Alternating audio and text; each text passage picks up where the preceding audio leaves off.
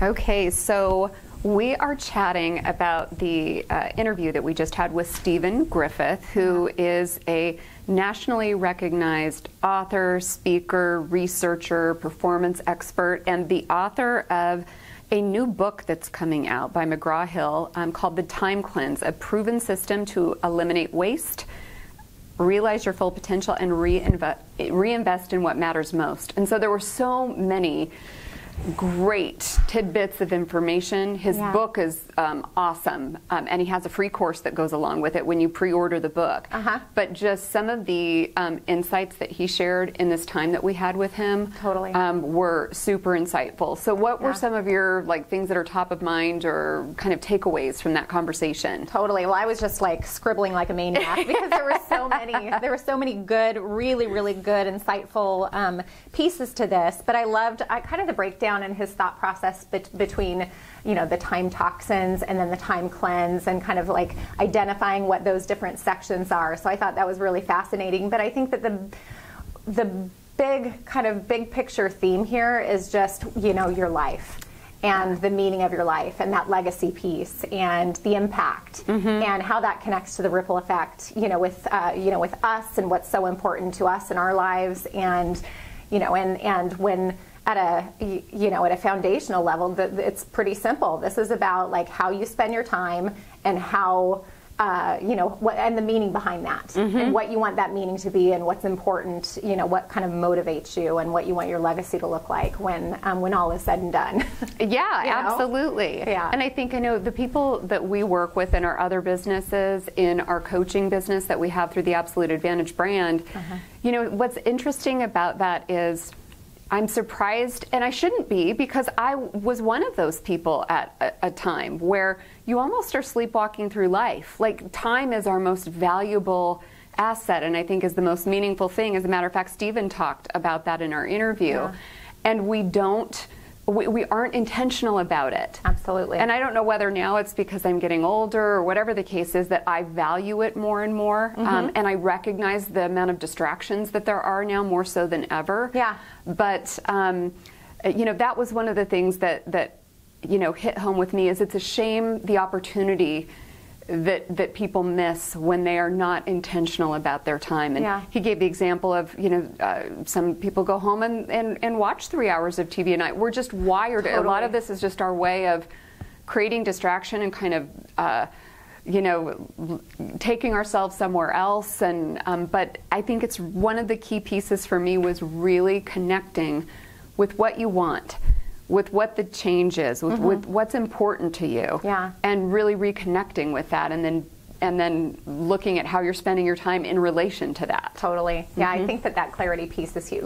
I don't think that any of us realize to what extent we're wasting time. And, I kind of I get this visual almost, just thinking about our days sometimes, and that I feel like I'm pinballing, like a pinball machine where you're just bouncing from one part of the game to the next. And without much of a, without much control or intention behind it, whether it's just, again, we were talking about some of the pitfalls with, with email or social media, or just the people that are around you that you allow to steal your time. And, they're not intending for that to happen, but it's very easy to just kind of fall into that and to let yourself go there and not be, not, I think, hold time and the highest of regards like it should be. It should be, it's such a precious commodity, and so it should be the very, at the top of everything that you do is kind of protecting that time.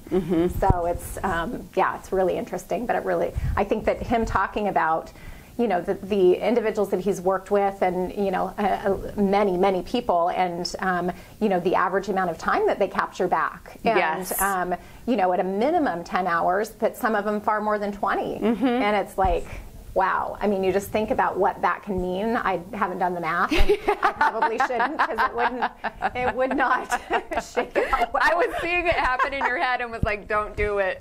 Don't 20 do it. times 52. I'm just in terms of how many years. There's probably, I would guess, is it years? Decades? I don't know. It's a lot of time that we could get back. Totally. And what I love, too, about this whole time cleanses, he's talking about repurposing that time. So that was the other piece that really I connected with, which is, so you get this 10 hours back. Let's say it's on the lower end and it's 10 hours back that you get. Yep. Now it's about repurposing that time. And toward the things that you indicated at the beginning that were really important to you. So let's say that maybe spending time with your family, that's something that's really important, and you know that that's something that you've been, what's the word that I'm looking for, has suffered as a result of the amount of time you're spending at work or whatever the case may be. Then you're reallocating that time and you are scheduling that time. So, if it's a family outing on the weekend, for 2 hours you're going to go on a bike ride or a hike. I mean, it goes on your calendar. You're actually being very, very intentional about that time to the things that are really meaningful. And maybe it isn't that for you. Maybe it's that you're building another brand and that's 10 hours that you can use toward launching that brand that you're getting back, or whatever that is for you as a leader. But I thought that was really, it wasn't just about getting the time back. It was being then purposeful and intentional about what you were going to do with that time that you got back. Absolutely. And I think, and being committed to that and kind of diligent. I mean, this, I would imagine that this is really kind of a practice that needs to be honed in on, and it takes time to start to build the discipline to to say no, or to not fall into the distractions that really aren't moving you towards your goals or to what's important in your life. The one thing too that really connected with me, and you know this about me, I know the people who are close to know this about me, but that idea of legacy. But tying that to, so asking those questions, those meaningful questions that, at the end of my life, they're in his book, in the last chapter, there are 8 really key questions to ask that are around this idea of legacy.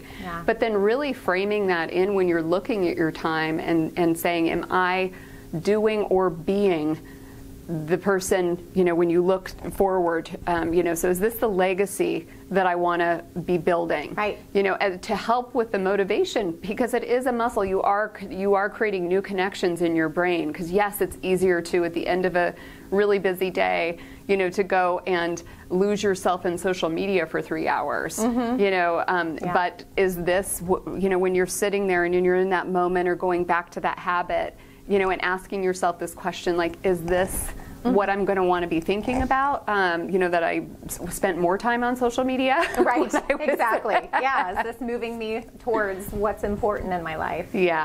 So, and it's, I would imagine that this, we didn't even touch at all on, just the generational piece. And, the impact of social media and, that kind of immediate gratification and what that does in terms of time and meaning and purpose, and that could be just a whole nother huge topic to unpack. Specifically, I mean, there's a ton of different directions you can go with that, but specific to time and what that's going to look like 10 years from now or beyond. Absolutely, and the role that technology plays in that, as far as getting your time back too, and leveraging that time, like the power of the different tools, if you do it right. I think that's the distinction there. So there was so much to unpack in this time together that we had with Stephen. Again, I would encourage, as soon as his book comes out, we'll be getting it.